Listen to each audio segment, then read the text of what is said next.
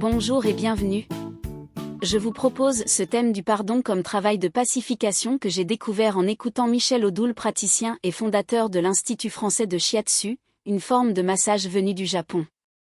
Il est l'auteur de plusieurs livres à succès. Michel Odoul nous transmet toute son expérience de la psychologie et du monde des énergies ainsi que sa confiance dans la vie. Son approche du pardon est criante de vérité, lucide et savoureuse aussi. Elle vaut la peine de s'y arrêter un instant. Qu'est-ce que vous voyez à travers ça ? Vous voyez que quand l'être retrouve son âme et le chemin de son âme, il y a quelque chose qui se pacifie. Et que finalement, la problématique du handicap, elle est dans le regard des bien-portants. Que la problématique de la maladie grave, elle est... Et c'est la manière dont j'ai construit un corps pour me soigner, une âme pour me guérir. Parce que ce sont des étapes. C'est pas tout de suite. La première étape, c'est violent, c'est brutal, ça fait mal, ça fait peur, ça déstructure, ça désespère. C'est tout. Et comme vous le disiez dans l'introduction, pourquoi moi ? Puis après, la deuxième phase, c'est celle où on commence un peu à réfléchir. On commence à essayer de trouver des raisons. On s'occupe, on soigne. On rentre déjà dans quelque chose d'un peu plus actif, etc.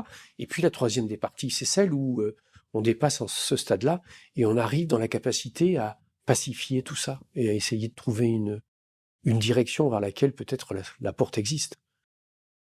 Alors, pour parler de pacification, dans votre livre, vous proposez des outils pratiques, comme les lettres de pardon, les bilans quotidiens, les post-it.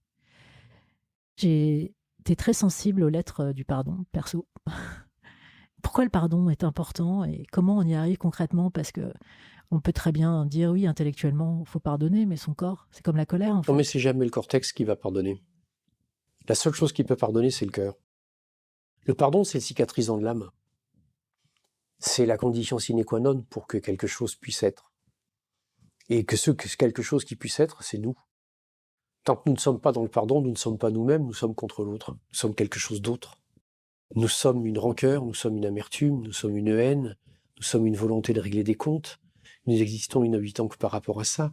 Nous générons de l'acidité dans le corps, nous générons de la violence à l'intérieur de nous. C'est-à-dire que cette difficulté, c'est comme une plaie qui n'est pas fermée, elle est toxique, elle infecte, elle peut conduire même à la septicémie. Le pardon, c'est vraiment une capacité à aller au bout de l'expérience et à accepter que des choses ne soient pas réparées. Parce que l'attente de la réparation est une attente qui est quelque chose qui est dirigé vers l'extérieur. Sauf que la seule chose et la seule personne qui a besoin d'être réparée, c'est nous et ce qui est à l'intérieur. Il y a des choses troublantes qui se passent. Vous savez, quand vous avez affaire à des personnes qui ont survécu à des attentats, à des accidents d'avion, à des agressions, etc., et que vous travaillez un peu avec elles, vous vous rendez compte, et tous les psychologues se rendent compte que la chose qui est la plus difficile à traiter, c'est la culpabilité de la personne. Comment peut-on être coupable si on a survécu à un accident ? Coupable de quoi ? Comment peut-on être coupable si on a vécu une agression ? Coupable de quoi ? Et pourtant, au fond de nous, c'est ça. Ouais. Parce qu'au fond de nous, il y a quelque chose qui s'appelle le moi et l'ego, qui a cette espèce d'attitude infantile, d'être très manichéen, bien, mal, tort, raison. S'il m'arrive quelque chose qui me fait mal, c'est que j'ai dû mal faire. Et peut-être qu'il n'en est pas ainsi, et que la première personne, et la seule personne finalement à qui il y a besoin de pardonner, ce n'est pas à l'extérieur. Mais c'est quelque chose en interne, avec lequel il y a besoin de se réconcilier et de lui relaisser voix au chapitre. C'est un travail qui est un travail extrêmement puissant et extrêmement bouleversant.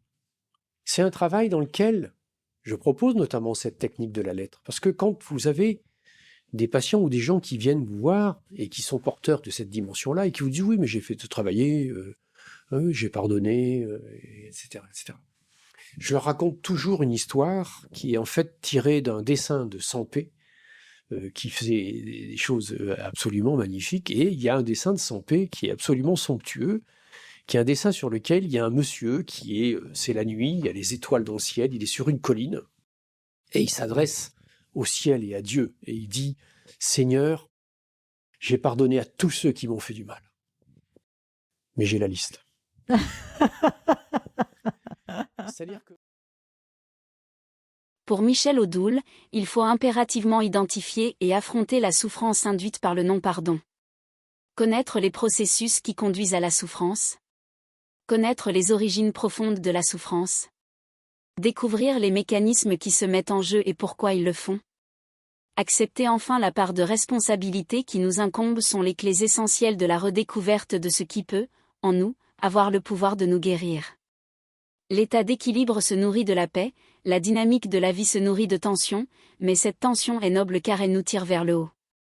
C'est ce qui la différencie du conflit qui, parce qu'il procède d'une logique d'opposition, nous tire toujours vers le bas. Nous entrons par conséquent ici dans le vif du sujet, par le dramatique échec des sociétés actuelles. Parce qu'elles ont cru et voulu nous faire croire que le sens du progrès humain était la conquête de la facilité, elles nous ont conduits dans une impasse majeure dont le prix est exorbitant. Au contraire, tout sera différent si nous choisissons de bénir nos qualités comme nos défauts.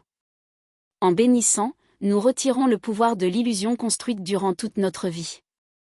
Nous informons le vide, la mémoire de l'espace-temps des changements que nous souhaitons apporter à la vie, à notre vie. Et ce faisant, surtout si notre ressenti est vrai et profond, nous posons de nouveaux repères lumineux sur notre ligne de vie. Nous créons, nous attirons, nous repoussons.